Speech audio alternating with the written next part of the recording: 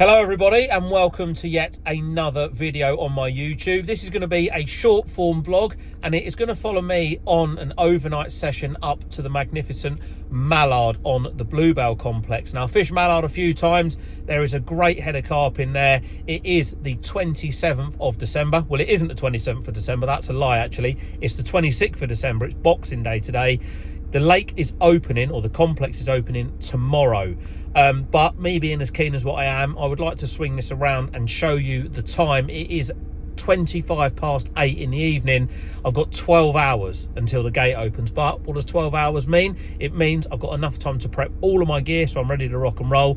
And it also means that I'm going to get a good night's sleep. And the reason why I've left extremely early is I fished a day session today with my mate Blaze on Brasenose 2. We caught loads of fish, real good bit of action, but it also means that I haven't got to set my alarm and leave ridiculously early in the morning because Bluebell is only about an hour and 40 minutes from Linear, so I'm sort of halfway there from where I live, so it all just makes sense. But I'm going fishing again. I absolutely love it. You know, people always talk about privileges and, you know, swims closed, this and that, and I'm not going to say that doesn't go on because I've been in a very fortunate position where that can and has happened and will happen again in the future. But when I'm going fishing for myself, I am just the same as everybody else. You know, I'm here now 12 hours before the gates are due to open, but like I say, that means I can get my gear prepped. But I know tomorrow when I go through the gates, there's going to be no one on the complex because it's completely closed, which means that I have a complete run of where I want to fish. I know where I want to fish. It's on mallard, it's in the middle, it's in the main bowl of mallard. It's always good for a bite here. It has been closed for a few days and it has recently flooded as well. I don't know how it's going to fish, but you know what they say, effort equals reward. So have a little watch on and let's see how we get on. Oh, and don't forget, hit that subscribe, follow, all that sort of stuff. And at the end of the video, I'm going to be doing another giveaway because you know me, I absolutely love to do a giveaway. My last one, I gave 25 quid away for someone to purchase a takeaway or some food for their next session. I'm going to think of something in the morning, but for now, I'm going to sort my kit out, get my head down. I'll see you on sunrise. Oh, one thing quickly. There you go. 27 minutes past the hour of 8 and it's 5 degrees. Here we are. Right then, the stage is set. There was a mad flurry of cars this morning. You see the van behind me there. There's people all the way down this bank now. I getting first on the gate meant I got first choice of peg. Just knocked a bit of bait up. Bit of chopworm and bloodworm pellet. Hemp and sweet corn doused in cloudy manila. The old vessel's ready to go.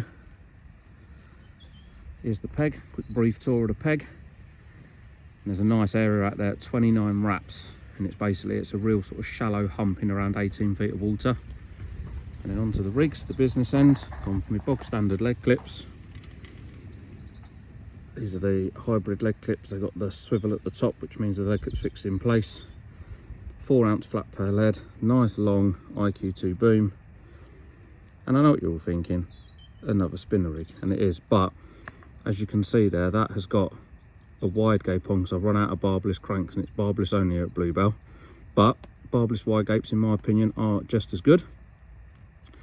And I've got a little trimmed down yellow manila pop-up on there and that just basically sinks, so when it's on the bottom, oh, bit of focus, it will just sit kind of like that, so it's just wafting around. And I've got 2 of them to go out and I've got a rig there that I'm going to just put a little mesh bag on and just drop a little mesh bag on its own, and that's just got a simple bit of plastic corn and a little fake caster on top as well. So yeah, there you go, set the scene.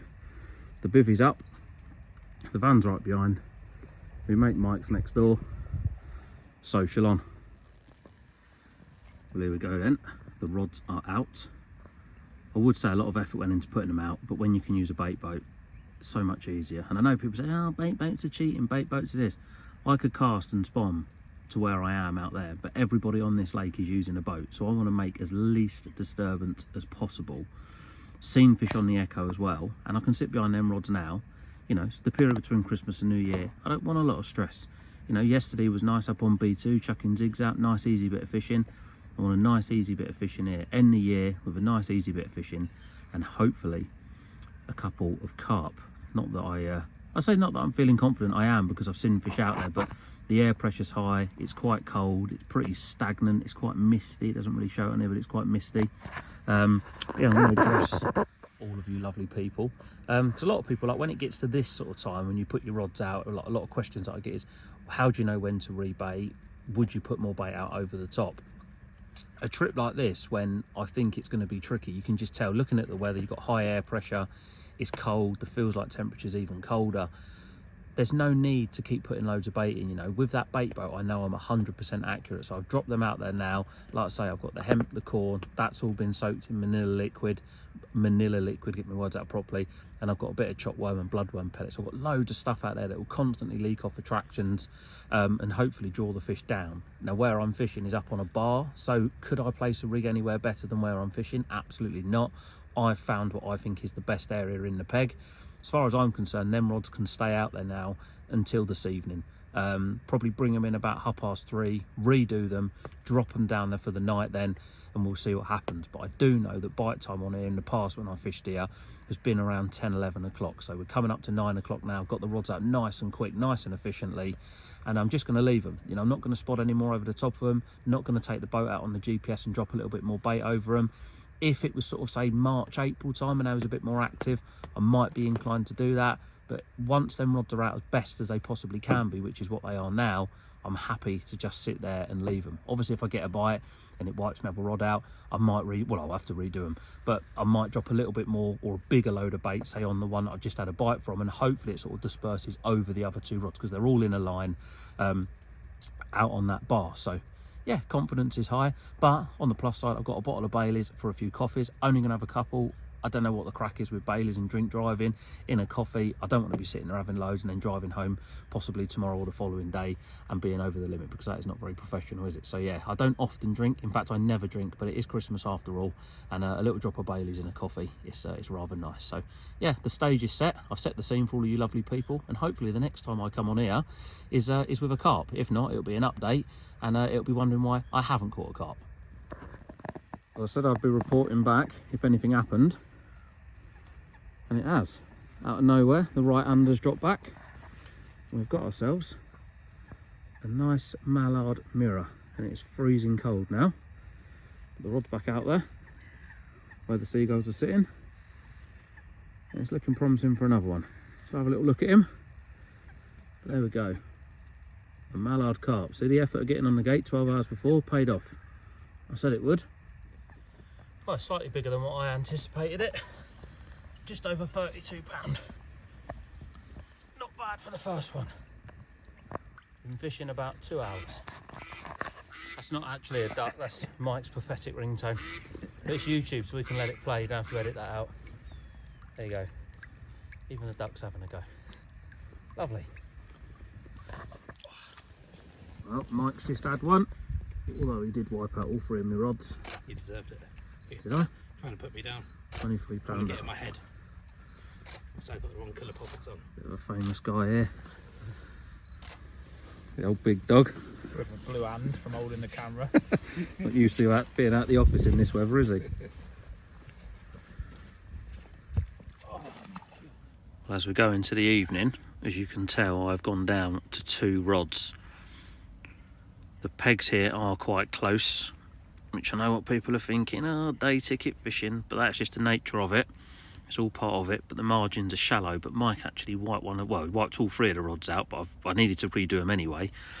But I thought the spot that I'm fishing is quite small, so I'm actually just going to put 2 right on the money. So them 2 are bang on, re-dropped, a little bit of bait over the top, and Mike has had another carp. It's only a small one, but it's another bite. So we've now had 3 carp between us. And I say between us because we both got on the gate early, both made the right decision on pegs, and we've put the effort in. All right, we've used the boat to drop the rigs out, but we put the effort in and we've had 3 carp. So it is freezing cold now. It's really misty. It's hard to actually tell how misty it is, but it's really misty. But those rods have been re-dropped. Not loads of bait because I didn't have a bite on after I dropped them out after the carp. But I just put a little top up, you know, sort of with a bait boat you feel obliged to drop a little bit in, but they're out there. It's getting dark. We're going to order a takeaway. Not bad. A 30-pounder. Mike's had a 23 and a small one. That'll do for me. Well, it's some ungodly hour of the morning. I've just had another bite. Look at this fish, look. Really, it's the smallest one I've ever had out of her. Only about £5 or £6. Oh, little funny thing. It's a carp, so they all count. Oh, there he goes. Oh, it's freezing. Back to bed. Little morning update then. So I had that small one at some ungodly hours, about 2 o'clock this morning, and I only had one rod left out. It was really misty out there. I'm not going to lie, it was pretty cold as well, so I left the one rod out. Nothing else for me on that rod. Mike next door has landed another nice one. So he's had 3, I've had 2 now. So we've had 5 fish between us in a night. So getting on the gate early has definitely paid off. And there's also been a couple of other fish come out around the lake, so it is doing a few bites now. And we're also seeing a lot of carp on the echo sounders as well, but they are just up off the bottom, probably sort of 3 to 7 feet off the deck. Now, I could put some zigs out, but fishing with zigs, you generally tend to catch the smaller fish, and it's hard enough in here anyway because it's barbless hooks. Now, I'm not saying you lose more fish on barbless hooks, but certainly when you're fishing with zigs, I don't know, in my own head, like if I'm going to hook a fish, I want to hook it down on the bottom, nice big size 4, you know, barbless hook, gives me the best possible chance of landing it. And also as well, take me down a minute, my hair's a bit of a mess. Also as well, there's a lot of big fish in here, you know, and I've had a 30-pounder already. One of the ones Mike's got's a 30-pounder. We could put zigs out, get 3 or 4 more bites, but they might not even sort of make 20 pound, which I know is still a big fish, but I think if you're going to catch a big fish, when it's not fishing very well, you're going to catch it down on the deck. So I'm going to fish for another couple of hours. I've re-dropped all 3 of them, 2 on the hump that I found, and 1 just randomly out in the open where I've seen a couple of fish show. And yeah, I've just had a Bailey's coffee, and yeah, I'm going to have a bit of breakfast, and then I'm probably going to leave about 1, 2 o'clock this afternoon, and it's a 4-hour, or nearly a 4-hour drive back home for me. So, yeah, it's been worth it for a night. Always worth putting that extra effort in, because I'm going to end the year on a high. Well, I said Mike had a 30s. Let's down it, you Mike. Yeah, by a few ounces. 29.10. There you go. A really nice old bluebell mirror carp.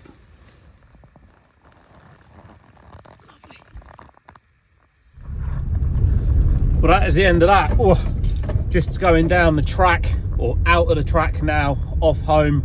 No more fish. Before we go any further, I do not condone using your mobile phone whilst driving, but I am doing 7 mile an hour down a farm track, getting out of the lake. No more fish, but it was well worth it. You know, I know I'd probably spent longer on the gate waiting for the gates to open than what I probably did with my rods in the water, but I've ended 2024 on a high with a really nice mallard 30-pounder, and I'm going to be doing a little bit more time up bluebell this year because the quality of the fishing there is unreal, and you've got such a good chance of catching a big one from all of the lakes. Now, do you know what? I'll tell you what makes it even easier. You can use a bait boat, which means I can rock up there, pretty much fish out the back of the van and have a nice bit of easy fishing. And much like I always like to do with all of my videos, I like to think that I'm a very generous channel. You know, I've just done a video there and gave away £25 for someone to get their next takeaway. The video before, I gave away a £10 coffee voucher. We are just coming past Christmas. I have got a tax bill to pay in January, and I'm still going to be generous. I am going to do another coffee voucher because I'm going to go and grab myself a coffee now, and I'm going to give away to one lucky person a £10 coffee voucher. So the next time you go fishing or you go out and about, you can get a coffee on me. So yeah, much like before, comment down below what your favourite brand of coffee is and where you go for your coffee on the way to the lake, and I will select a winner a couple of weeks from when this video goes out, and I will personally send you a £10 gift card for you to enjoy your next coffee on me. So yeah, once again, thank you for watching. I know it's only a short one, but I'll do my main vlogs over on the Cine Carp channel. These are just sort of intermittent vlogs, overnight session, little bit of information on there, following my journey. I love you all. Thank you for the support. Like, subscribe. I hope you've all had an amazing Christmas and a happy new year to each and every one of you. Until next time, peace out.